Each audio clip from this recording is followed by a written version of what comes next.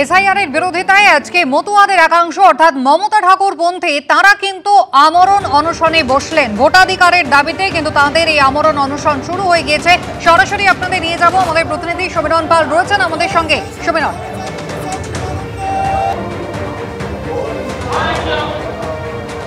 SIR এর বিরোধিতায় আগেই মমতা ঠাকুর তিনি জানিয়েছিলেন যে আজ থেকে তিনি অনির্দিষ্টকালের জন্য আমরণ অনশন শুরু করবেন। আর মমতা ঠাকুর পন্থীরা তারা কিন্তু অনশনে বসেছে ইতিমধ্যেই। ঠাকুরনগরের ছবি আপনারা দেখতে পাচ্ছেন, যেখানে ভোটাধিকারের দাবিতেই আমরণ অনশন শুরু করেছেন মতুয়াদের একাংশ।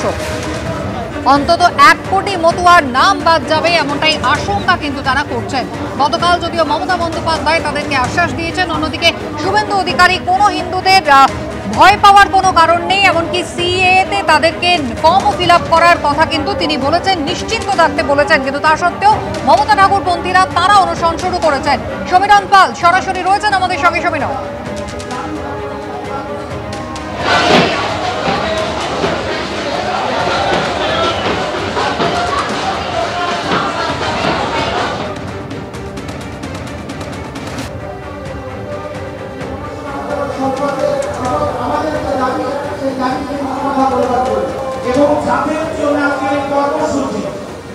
ভোটাধিকারের দাবিতে আমরণ অনশন শুরু মতুয়াদের একাংশের। ভিডিও কলে অনশনকারীদের পাশে থাকার বার্তা দিয়েছেন মমতা ঠাকুর।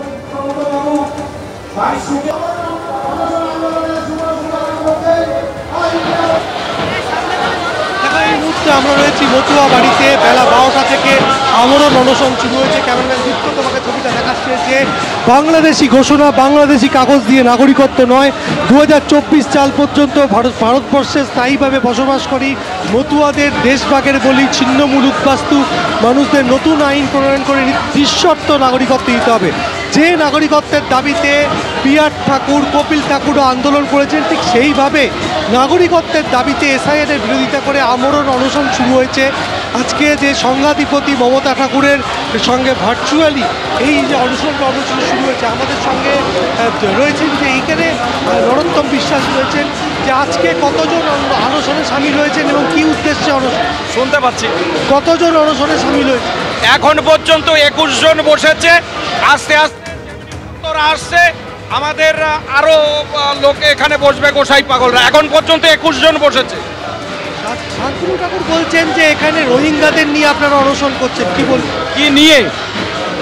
ওপরে দেওয়া আছে, কর্মসূচি দেওয়া আছে যে বাংলাদেশি ঘোষণা এবং বাংলাদেশি কাগজপত্র নিয়ে সেইখানকার যে ডকুমেন্ট চাইছে, যারা দীর্ঘদিন ধরে ভোটটা দিল, যাদের ভোটে কেন্দ্রীয় সরকার রাজ্য সরকার গঠন হয়, এখন হঠাৎ করে এতবার ভোট দেওয়ার পরে নতুন করে এই ভোটার অধিকারের নামে শান্তনু ঠাকুর দাবি করছেন যে রোহিঙ্গাদের নিয়ে আপনারা অনশনে বসেছেন।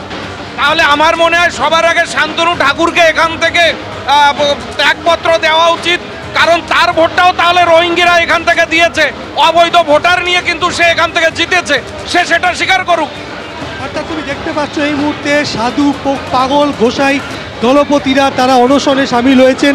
তাদের আমরণ অনশন গত শনিবার তিনি সংঘাধিপতি মমতা ঠাকুর ঘোষণা করেছিলেন যে নিঃশর্ত নাগরিকত্বের দাবি, অর্থাৎ এসআইআর চালু হলে 1.5 কোটি যে মতুয়া ভোটার রয়েছে এ রাজ্যে, এবং সেই ভোটাররা এ রাজ্যের নির্বাচনে যে কোনো রাজনৈতিক দলের ভাগ্য নির্ধারণ করে, সেক্ষেত্রে 1 কোটি মতুয়া ভোটারের নাম বাদ যেতে পারে। এই আশঙ্কা থেকে আজকে 5 তারিখ আমরণ অনশনের কর্মসূচির কথা ঘোষণা করেছিলেন, এবং সেই কারণেই আজকে বেলা 12টা নাগাদ হরিচাঁদ একেবারে এবং এখনো পর্যন্ত 21 জন তারা এই অনশনে সামিল হয়েছেন। সমীরণ, ধন্যবাদ। শান্তনু ঠাকুর গতকালও কিন্তু তিনি এই অনশন কর্মসূচিকে কটাক্ষ করেছিলেন, আজকে কি বললেন দেখুন। কিসের অনশন? বাংলাদেশি, মুসলমান, রোহিঙ্গা, ভুতুরে ভোটার এরা অনশন করছে। কিসের অনশন? কোন সাধু পাগল গোসাই? কেউ নেই সাধু পাগল গোসাই। এখানে একটা বাজার গরম করার জন্য, চেয়ার গরম করার জন্য যখন যা খুশি তাই করে বসছে। রাজনৈতিক চেয়ার গরম করা আর সময় পেল না। আরে মতুয়ারা কাদের পক্ষে, আপনারা সেদিকে ফলো করুন। আজকে দেখুন না বাইরে অবস্থাটা কি। কিসের অনশন? কোন মতুয়া অনশন করবে? হ্যাঁ, তিনি ফুটে গেছেন। আর তিনি ফুটে গেছেন কেন? ফুটে গেছেন তিনি এখানে বাংলাদেশি রোহিঙ্গাদের বসিয়ে দিয়ে। এ ভাষায় আমি দিতে বাধ্য হলাম। আচ্ছা, মধ্যপ্রদেশে স্ট্যান্ডিং কমিটির মিটিং, তা এতই যদি হতো এই অনশনটা আজকে করতে হলো কেন? পরে করতে পারতেন, স্ট্যান্ডিং কমিটির মিটিং সেরে এসে। নাটক।